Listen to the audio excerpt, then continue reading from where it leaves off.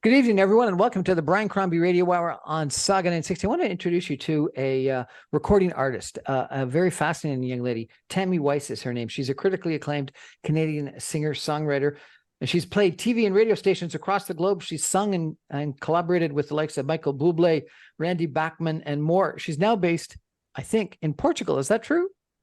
Fantastic. That's true. What a great place. And you're releasing soon a new album, and it's going to be released, and you're going to be performing at a place called Frankie's, including a mix of jazz standards, originals, and some favorites from her new album, Soul Whisper. That's correct. Welcome to the show, Tammy Weis.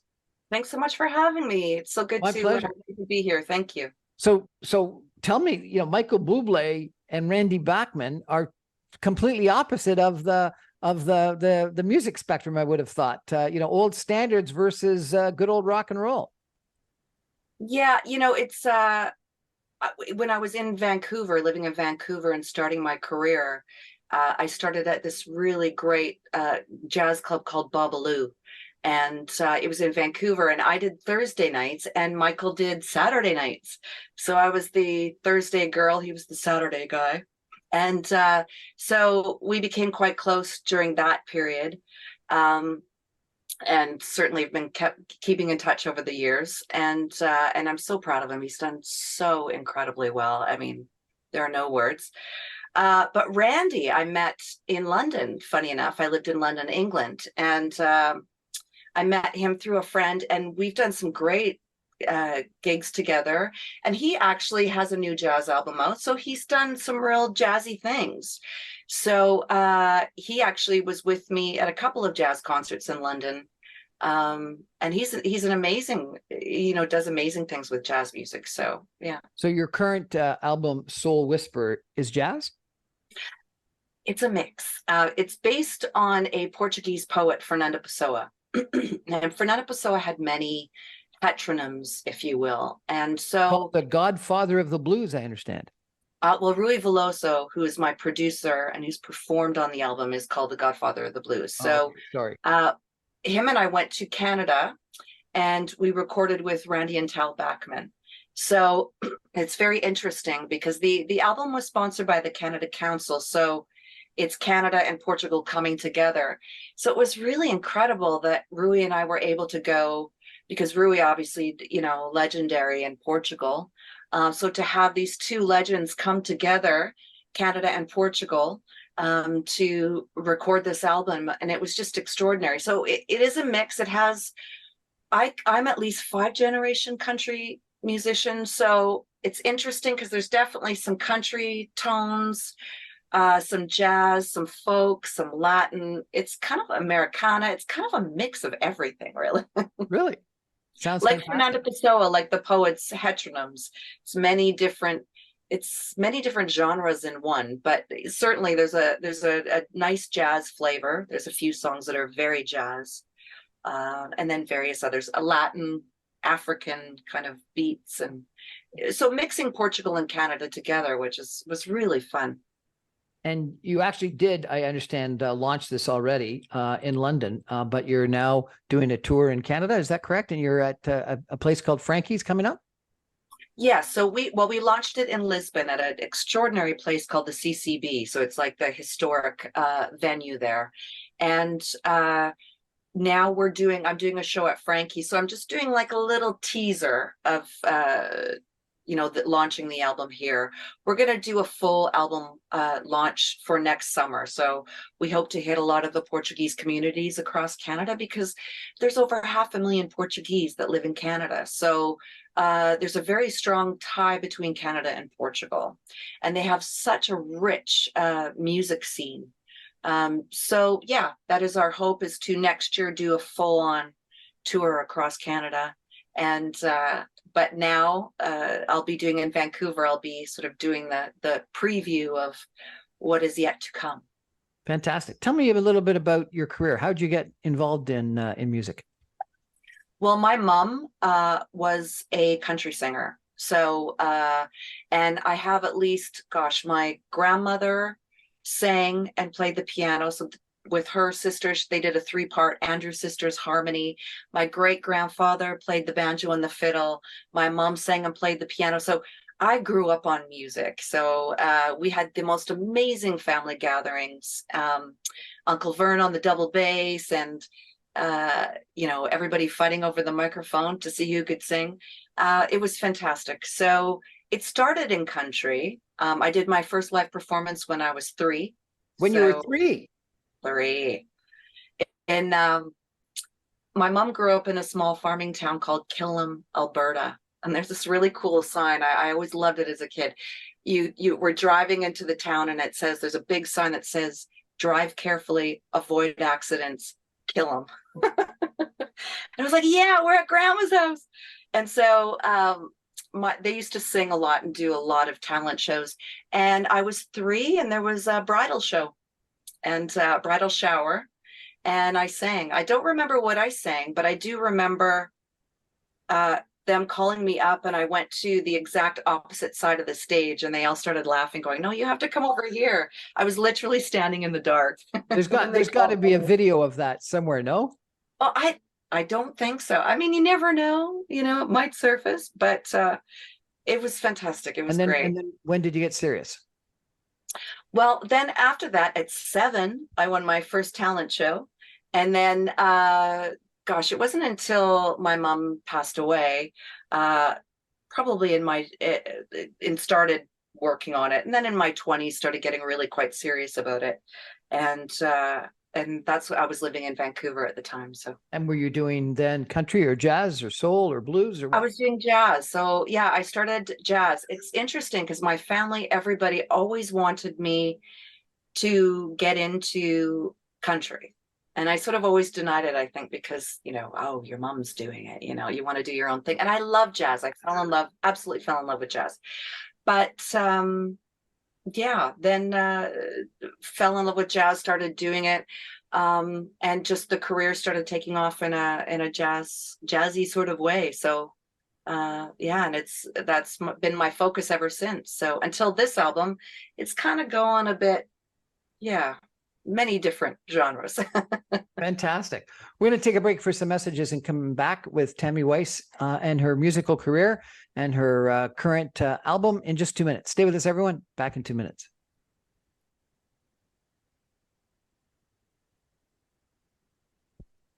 Welcome back, everyone, to the Brian Crombie Radio Hour on Saga 960. My guest tonight is Tammy Weis, who is a critically acclaimed Canadian singer-songwriter who has played on TV and radio stations across the globe.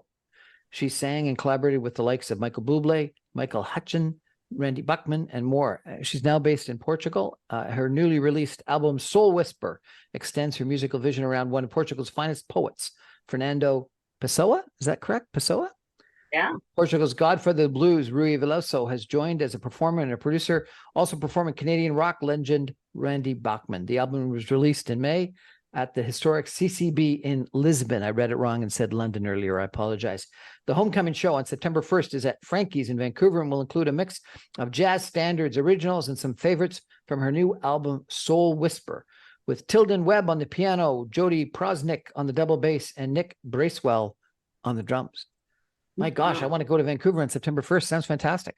Wish you could come. You're more than welcome. You'll have to come back via Toronto on your way to Portugal and perform all over again. Yes, well, you know what? Toronto has an amazing Portuguese festivals, that really support Canada and Portugal. So definitely that's our plan for next year. I think it's 2 or 3 weeks long, the festival. Well, you can come and just perform in a nice jazz club sometime as well, which would be wonderful if you could. So you were saying that your house that you're in is under construction. So where are you? Well, I'm at my cousin's house at the moment. I was coming to help her today to lay some stones. She has stones, and so we were shoveling all day, if you can believe it, about an hour and a half ago, and which is fine. That's what happens. You come and you support family, and it's great. But unbeknownst to me, she's getting her deck done. And I didn't realize that the people would still be here at this hour getting drilling. So I'm in the closet. You're what? You're in a closet. I am in the. I'm not literally, well, I'm literally in the closet, but yes, I'm literally sitting in the closet. Yes. Well, you said that you, from the closet, might sing a cappella one of your songs for us from your album. Sure. Awesome. So we've got there's a song called Hope that Fernando Pessoa wrote. So let's see. From the closet, live from the closet in Fort Saskatchewan. Okay. Hope showers that twitter out of the heated day. Through life made my heart bitter, yet I keep you away. Call like a breeze that brings sand from out of the sun. Call like the sound of wings when the spring has begun. Though like a scent you pass, though like a breeze you fade, yet what I hoped for was somehow where the dream stayed. Come like a breeze that brings sand from out of the sun. Come like the sound of wings when the spring has begun. Ooh, ooh, showers that twitter out of the heated day. Through life made my heart bitter, yet I keep you away. Beautiful. Straight from the closet in Fort Saskatchewan. Tammy Weis, thank you so much. Live from Cousin Colleen's closet in Fort Saskatchewan. And what was that piece called? That piece was called Hope. So that was one of the second track on the album of poems of Fernando Pessoa that he wrote. So he was a very complex character, but absolutely extraordinary. I think, you know, I had never in my life, because this has been quite a project of me going back and forth to Lisbon and discovering his poetry.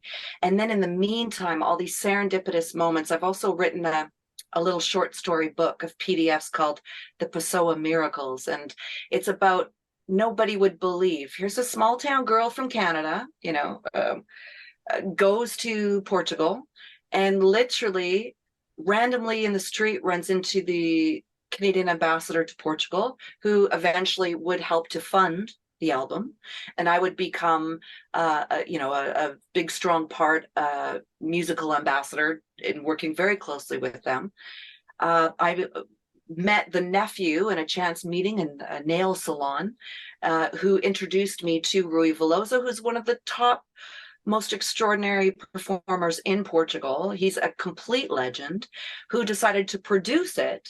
There's at least 30 unbelievable coincidences, whatever you want to call them, that guided me because I felt so strongly. His words changed the way I thought about life, you know, and that doesn't happen, especially for me. That does not happen very often. So His words changed the way you thought about life. Absolutely. Absolutely. I can't explain it. It just made me, I just felt that because he's very popular in Portugal and he's becoming a very good friend. Richard Zenith did his biography, Fernando Pessoa's biography, and it was #1 in the New York Times bestseller list. So it's moving. It's like a movement of Fernando Pessoa. But I just felt his words, if anyone were to feel even a small part of what I feel, then I feel I've done my job. And you've taken his poems and put them to music. Is that what you've done? That's correct. Yes. Yeah. Yeah. Beautiful. Why Portugal? Why did you move and relocate to Portugal? Well, I was living in London, and I love London, and I was fortunate to have a British passport as well. So that's great. And at the time when Britain was part of the EU, I was able to go to Portugal quite regular. Like, so there was a really good deal to have a holiday in Portugal, and I'd never been. So I went to the Algarve, and I thought, okay, it's a beautiful place. I've never been. Good price. Let's go do some writing. And I went for 2 weeks, and at the end of the 2 weeks, I just fell in love. I met these amazing people, which I call my Albufera family in the Algarve, and I just felt a new sense of freedom and like a new lease on life, really. So I kept going back from London to, or sorry, to the Algarve to London, and then I discovered Lisbon. So a friend of mine rented me his apartment in Lisbon, in the old center, Alfama, it's called. And so I went there, and they didn't have any Wi-Fi. The Wi-Fi wasn't working properly. So I decided, okay, I'm going to go for a walk. And I saw this sign that said, "We do paintings with red wine and coffee." And I thought, okay, this is my kind of place. And I went in, and there was a guitar player there. This is like 10 minutes after leaving the house. And I said, "Oh, you play the guitar?" Yes. He picked up, he started playing jazz standards. We're doing this impromptu concert, and people are gathering around the gallery. But there was a resident painter who was there, and he was Mongolian Russian. Bear with me, there's an end to this. And he spoke to the guitar player in Russian. I'm like going, what is happening here? You know, because I was sleeping. And I woke up from a nap, and what? This 20 minutes later. And the resident painter said to the guitar player, "Tell her she must do poems of Fernando Pessoa, and that's when her career will take off." And I said, "Who's Fernando Pessoa?" And he said, "Look around you." And the gallery was filled with paintings that he had done of Fernando Pessoa. And so it started this journey. It just, from there, my heart just filled, and I went, wow. And I started reading his poetry, and just, wow. Thought, what is going on here? This is quite incredible. So, Well, Einstein had a quote. I'm not sure if you've heard tell it. me. Einstein had a quote that coincidences are God's way of staying anonymous. Absolutely. I agree 1,000,000%. You know, what had happened was, because when I went to that friend's apartment, and he said there was supposed to be Wi-Fi, and there was no Wi-Fi. So I thought, okay, I'm going to have a little nap, right? So I had a nap, and then I woke up again, no Wi-Fi. And I thought, oh, I'm still tired now, I should go. And there was this little coincidence, or whatever you want to call it, that said, "You're in Lisbon, go and have a walk." So literally within 15 minutes of waking up, I was in that art gallery, and my life had changed. And so one of the strongest poems that I love so much is called "Sleep While I Watch." It's on the album. And it's, "I want you for dreaming. Sleep while I watch. Let me dream. Nothing for me. Nothing in me is cheerful. I want you for dreaming, not for loving you." And I read this, and the hairs on my arms. "I want you for dreaming, not for loving you." And it was this intensity that he had for life, but was denying himself for some reason. But I think of that a lot, and I think, what would have happened at that moment had I gone back to sleep? Right? And how many times in our lives do we go back to sleep?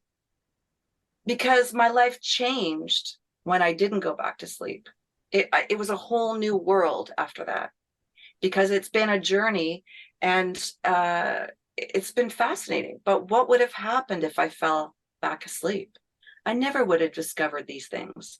So I think it's I learned a huge lesson that day, is to listen to that little voice, you know, whatever that voice is for each person, whether it's your gut or that voice, or you know, whatever, Einstein, coincidence that leads you to that. But it was always following. Go ahead. No, I'm done. Yeah, you go. I was going to say, not as respected an individual, but Woody Allen had a famous quote who said 80% of life is just showing up. And Yes. so just getting out there and getting into the flow and showing up, you open yourself up to some of those coincidences in life. And if you stay back in think, your home on the yeah. bed, you're not going to have the interactions and the opportunities and the collisions and coincidences. Well, and I think also too, I'm a Virgo, so I overanalyze a lot. And I think that you have to sort of remove yourself emotionally from it, which I have to do a lot, and just be sort of open to receive these things. But it is quite fascinating when you do it, like how beautiful life it can be. I mean, as soon as I left, it's extraordinary because I was supposed to be at my sister's right now in Kelowna. She lives in Vernon. And of course, it's just devastating, what is happening there. And my heart goes out to everybody. I have many friends that have evacuated, and it's very painful. And it's been very emotional for me because I feel the pain of my friends, and I'm and family, and very worried for them. But you also think, okay, well, there's a reason why I didn't go as well, and there's a bigger plan. I think if we always think like that, there are other things that are there waiting for us, and yeah. I mean, I'm in Alberta now, and today we were so fortunate, had press in like 20 different newspapers and magazines across Portugal today. And that came out, and it was because I was in Canada. So it was a wonderful news correspondent was doing a story on me, and having the Portuguese connection. And because I had a concert here, he was promoting that. So by me being in Canada, being open to be in Canada and have the concert, and that enabled me to do more than I was ever able to do being in Lisbon, I was where I told live. in addition, you want to use your past experiences to help women. What is it you want to help women with, and what are these past experiences that assist you in helping women? Well, for me, I did some work in the Gambia, in orphanages. That was one of the highlights of my life. Actually, I love that. Just being with the kids in a SOS orphanage, but also too, I teach and I mentor. So there's a wonderful music academy called the World Heartbeat Music Academy in London. They are extraordinary, and it's kids from all ages, and I would teach the singing, songwriting. We would record. They have a little recording studio there, and then I invited them to my concerts to sing live. And these are kids that are under, or certainly don't have a lot of things that most have. So it's just an absolute pleasure working with them, and inspiring them to do better, and just to see the look on their faces as well. And I have 5 nieces, so gorgeous little nieces, and they're ranging from 15 to 29. And so I've recently written a song, and we were in the studio last week, and it's a bit on the countryside. Watch this space. But they sang on it with me. And all 5 of your nieces? So, well, 3 of them. And whenever I get to Vernon, which should be soon, I will record with my sister and my other 2 nieces. So it will be my sister and all 5 of my nieces together, singing along with me to this song. And that just fills my heart with such joy. So to see their face, and because music is so important, it's so empowering, and it's So it's the Tammy Weis 5. Well, we're trying to find a name, so please help. Oh, I like that. That's great. Keep them coming. If anyone wants to send ideas for a name, but they're fantastic singers. But I loved the first time I was videoing it when we were in the studio, and the experience, and then they sat in the booth and actually heard themselves, and I videoed that, and that is just the most extraordinary feeling. It sounds like it's more about helping youth than helping women. Is that correct? Yeah. It would be more about helping youth more so than women. Although my nieces are young women, so yes, it's certainly a big part of it as well. Was it tough being a singer-songwriter, a performer? Oh my goodness, yes. It's I mean, I did study sales and marketing, so I do have that, and I'm very grateful for that.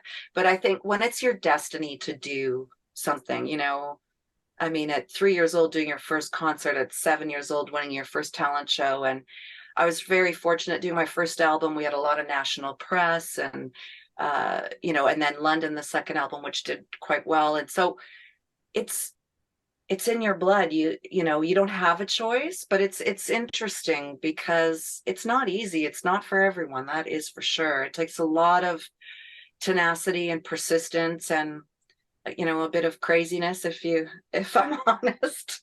uh but it's who you are. You know, it's in your being. It's like if you're a creative person and you make it work. You know, I've been very fortunate. I'm doing voiceovers as well.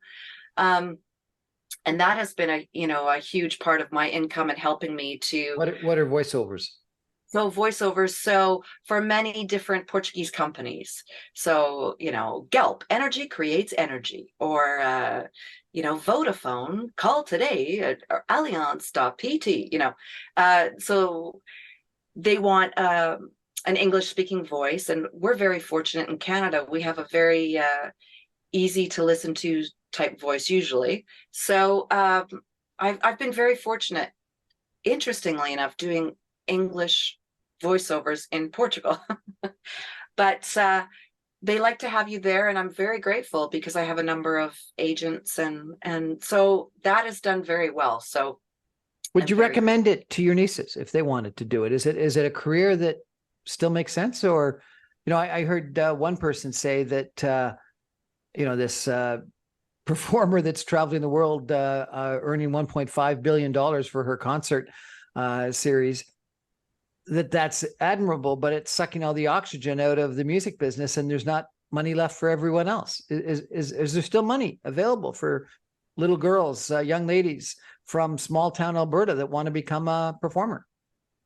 It's very challenging. I think it all depends on the person and sort of what they're capable of, because it takes a lot. I think, you know, my family and my friends over the years, you know, were very concerned and worried about me because it's a tough industry.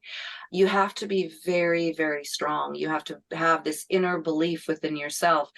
I think, You called it your destiny. Does it have to be your destiny to be successful? I think, well, no, it doesn't have to be. I don't know if, well, if everyone would say that it's their destiny who's doing really well. My very dear friend Red Robinson, who recently passed away, he was like a second father to me.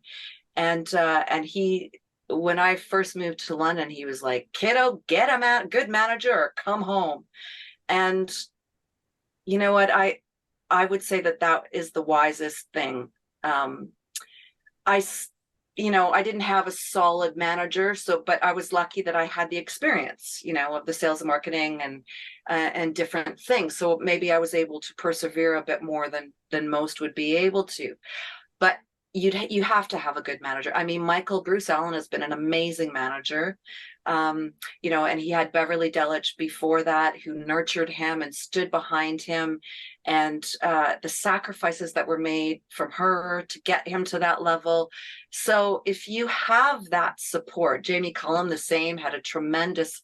Mark Connor is an amazing, amazing manager. He's been stood by his side from the beginning. You need that. I think that is what I would say moving forward. You need that person that will protect you and that will do all the work so that you just concentrate on the creativity. That is what I would wish for anyone else getting it, you know, coming into the industry. Otherwise, it's very difficult. It's very challenging. So the answer, if one of your nieces took you aside saying, "I love that time in the studio. This is now my ambition. I want to do it." I would What would certainly, you? you know, I think you have to nurture anybody if they have that passion. I think I would need to be very transparent about the pros and cons of everything and make sure that they were educated as much as possible. And certainly Auntie would be there making those Everyone. calls on their behalf, that's for sure, and protecting them in any way that I could. So yes, of course, if that was in their if that's their passion and they felt that that was their destiny, of course I would help them in whatever way that I could. But certainly I would be remiss if I didn't, let them know of the ups and downs and, things that I have been through personally. So that they were at least prepared and educated. I can imagine it's a tough slog. I see friends of mine that are performing in jazz clubs and places around Toronto, and it's a couple $100 a night that they're making, and that's not a lot of money to live on. And they got to pay the guitarist and the drummer as well, and then they hope for that songwriting Nirvana opportunity, and then the big success with a record, and etc. So it's got to be pretty challenging, and the festivals help, but they don't come around all that often. We're going to take a break for some messages and come back with jazz performer, Canadian Portugal connection, Tammy Weis. Stay with us, everyone. Back in 2 minutes.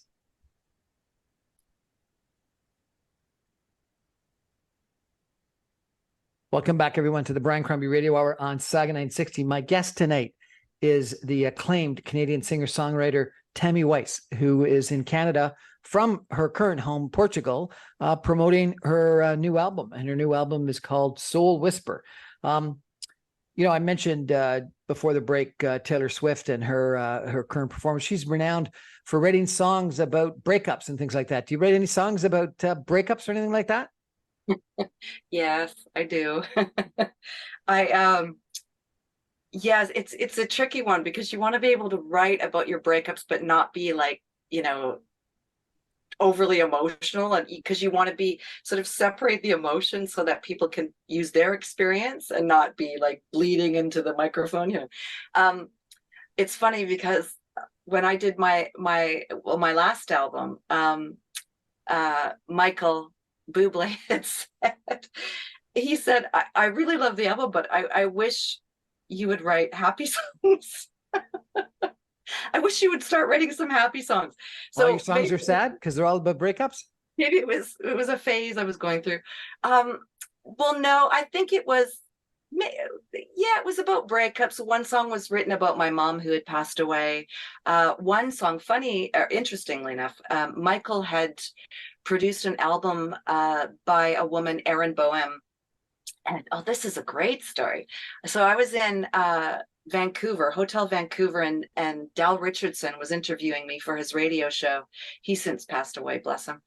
And so I was leaving the radio at the where we were doing the interview, and then I came out into the lobby of the Hotel Vancouver, and my phone rang, and then all of a sudden I'm like, hello, and it hadn't registered the number. And all of a sudden, somebody started singing this song, "The air is filled with music, the rhythm is hypnotic." And I realized very quickly that it was Michael.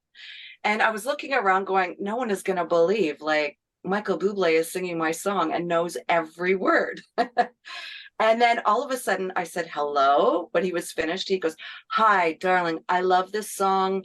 Erin Boehm, I'm producing her album. This is going to be the single. I hope you don't mind. Okay, I'll call you tomorrow. I got to go. Let's have lunch tomorrow." Click. I'm like, what? What just happened?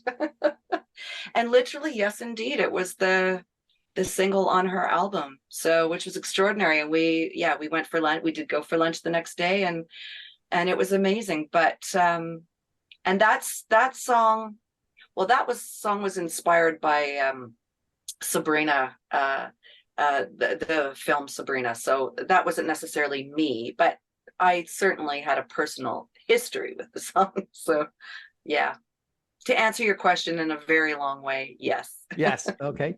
Is there a song that your mom used to sing that you sing today, or you sang in the past? Yes. Somewhere Over the Rainbow is one of my mom's favorite songs. Oh, one of my favorite. And the first album that I did, and my grandma used to sing it too. The first album that I did was called Legacy, and it was dedicated to my mom. And so it was jazzifying a lot of the songs from her songbook. So her handwritten book of songs that she used to sing. And one of them was Over the Rainbow. And of course, as a kid, I fell in love with that song, and I loved The Wizard of Oz. But it was only, years later when I was in a record shop, and I bought a version of Sarah Vaughan singing Over the Rainbow. And that is literally when I fell in love with jazz music, because Sarah Vaughan is, extraordinary. So yes, Somewhere Over the Rainbow. Would you sing that for us by any chance? In the closet? In the closet? From the closet? Okay. Okay. Okay. Somewhere over the rainbow, way up high, there's a land that is heard of once in a lullaby. Somewhere over the rainbow, skies are blue. Then the dreams that you dared to dream really do come true. Someday I'll wish upon a star and wake up where the clouds are far behind me, where troubles melt like lemon drops away above the chimney top. So that's where you'll find me. Somewhere over the rainbow, bluebirds fly, and birds fly over the rainbow. Oh, why can't I? If happy little bluebirds fly beyond the rainbow, why, oh, why can't I?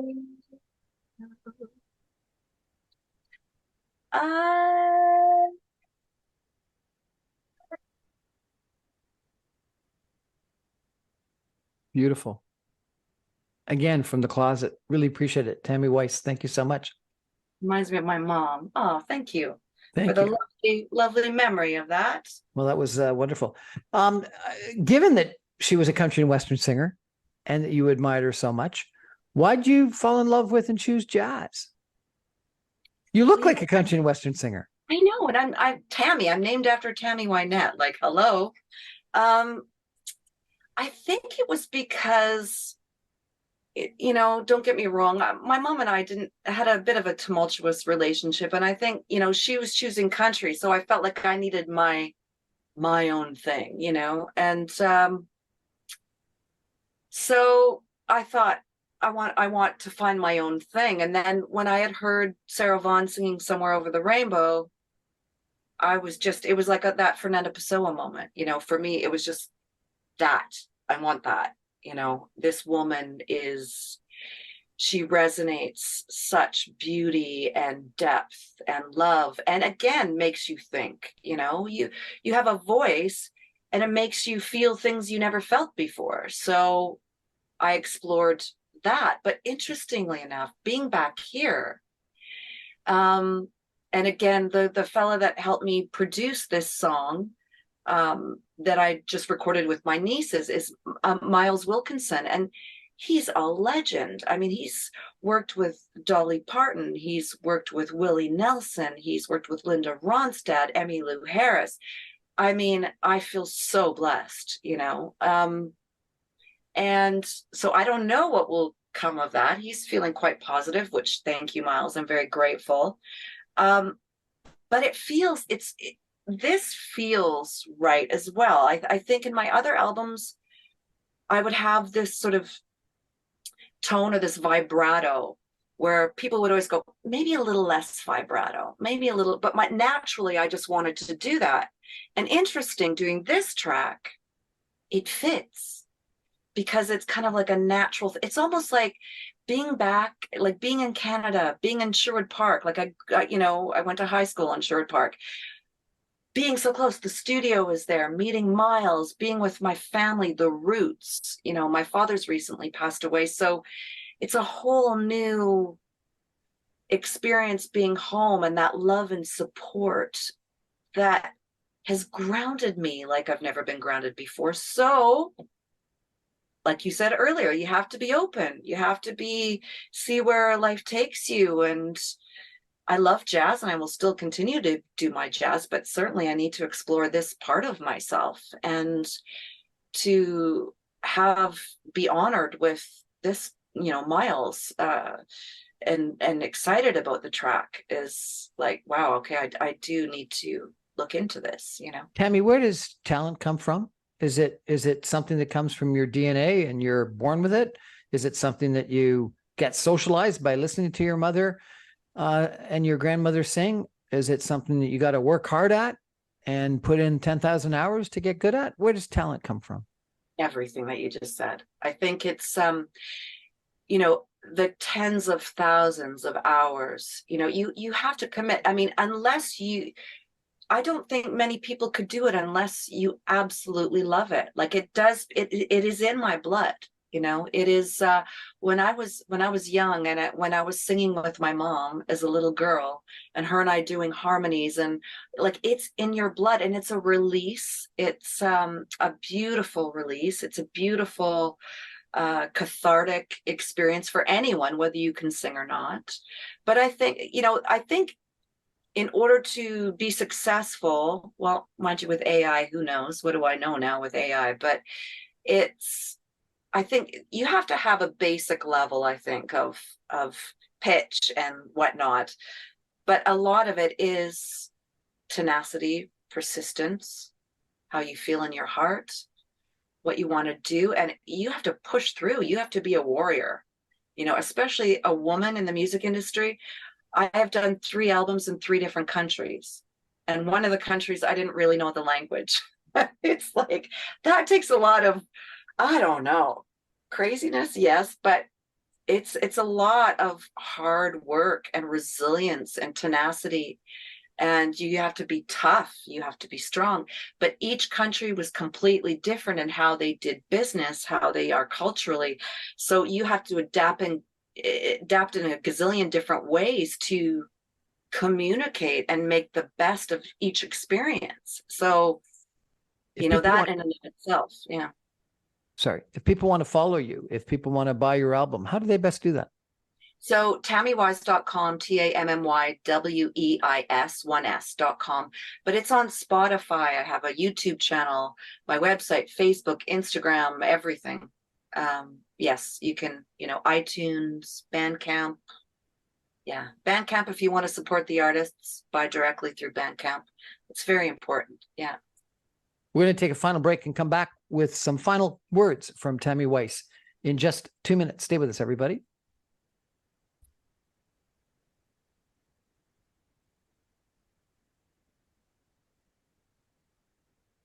Welcome back, everyone, to the Brian Crombie Radio Hour on Saga 960. I've really enjoyed meeting Tammy Weis tonight. She is a critically acclaimed Canadian singer-songwriter. She's performed around the globe. She's been on TV and radio stations.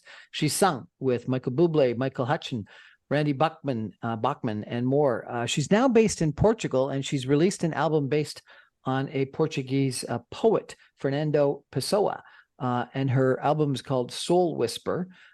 She has also recorded in, I presume, London, England, as well as Canada, as those the other 2 countries. Yes. She started out as a country and Western singer doing harmonies with her mom and her grandmother. And then she found jazz and has been singing jazz ever since, though we may have persuaded her to try her hand at, or her voice at least, at country and Western again, which might be fun. I asked you about where talent comes from. Where does creativity come from?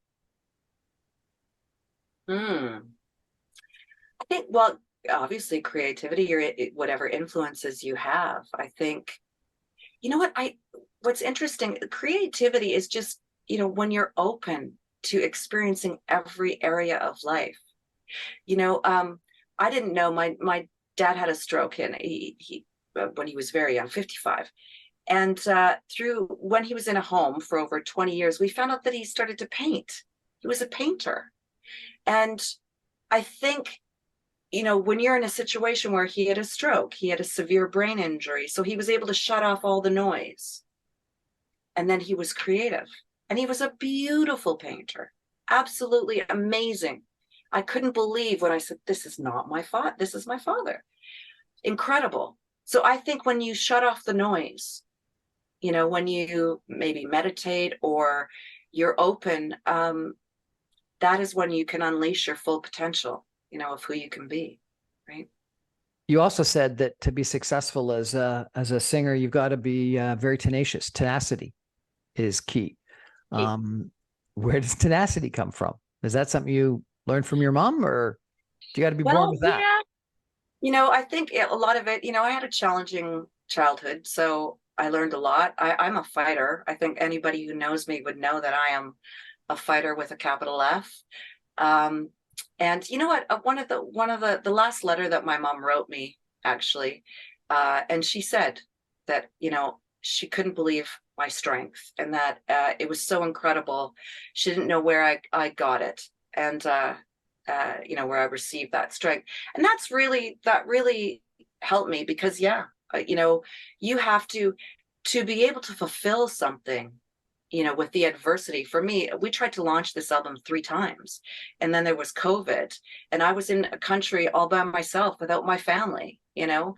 Then there was you know, my father passed away, so we had to cancel again, and then now we just rescheduled in May. Well, most people would have went, forget it, I'm out of here. But it was just like, to get up, fall to the ground, get up again and fight. You have to have that within yourself to do what you need to do in this industry. Well, pretty much any industry or anything in life, you know.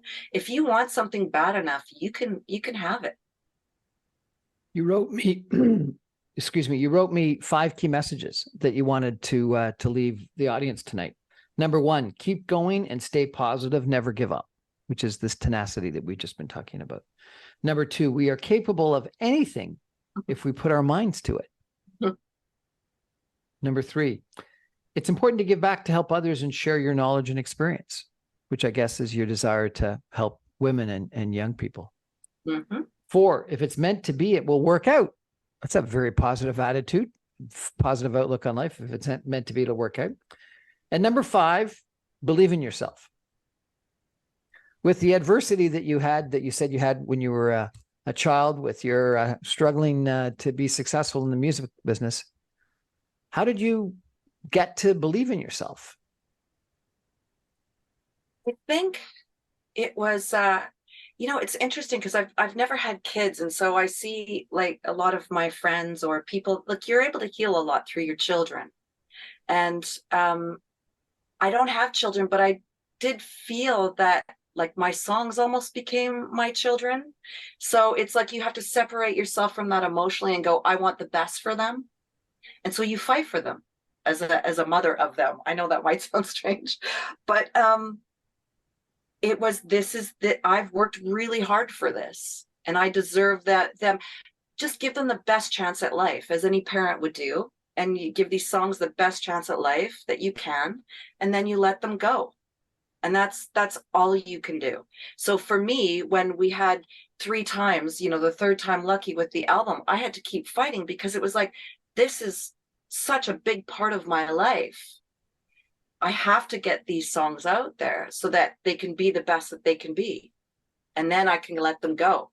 And interesting, when you let them go, holy, I've my press, the things that are going on since I'm in Canada, it's extraordinary, because you let go. You also need to, you know, not be too attached. You have to detach from any outcomes and just do what feels good within you, you know, and let it be what it's going to be.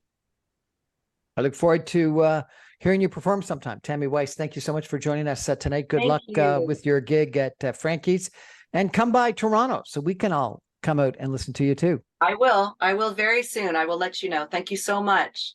That's our show for tonight, everyone. Thank you so much for joining us. I remind you, I'm on every Monday through Friday at 6 o'clock on 960 AM. You can stream me online at www.saga960am.ca, which you can even get from Fort Saskatchewan. All my videos are available on YouTube and Facebook and Instagram and LinkedIn, and my podcasts are on SoundCloud, Speakeasy, Audible, Apple, etc. Thanks everyone for joining us. Good night.